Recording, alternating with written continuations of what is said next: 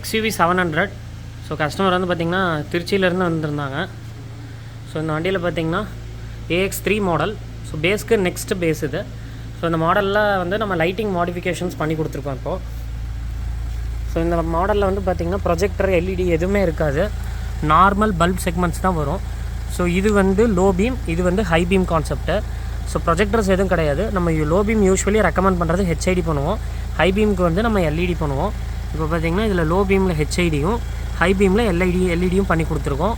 With no error. எல்லாமே canbus LED and canbus HIDs தான் பண்ணியிருக்கோம். பாருங்கள், Aozoom பிராண்டில் பண்ணி கொடுத்துருக்கோம் கஸ்டமருக்கு. Aozoomல கேன்பஸ் 110 வாட்ஸு நம்ம பண்ணியிருக்கோம். இதில் HID ஃபாஸ்ட் பல்ப் சீரியஸு உடனே உங்களுக்கு பிக் ஆகிடும். தென் LED வந்து Aozoomோட LED பண்ணி கொடுத்துருக்கோம் ஹை பீமுக்கு. ஸோ இப்போ நான் காமிக்கிறேன்.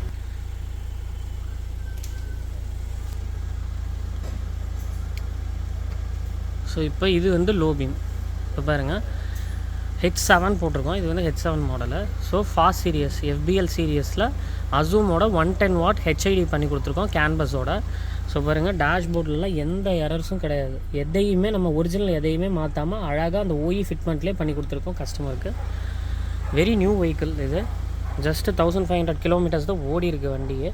நியூ வெஹிக்கிளுக்கு நம்ம பண்ணியிருக்கோம். இப்போ பாருங்கள், இது வந்து லோ பீம் HID அண்டு இது வந்து ஹை பீம் LED.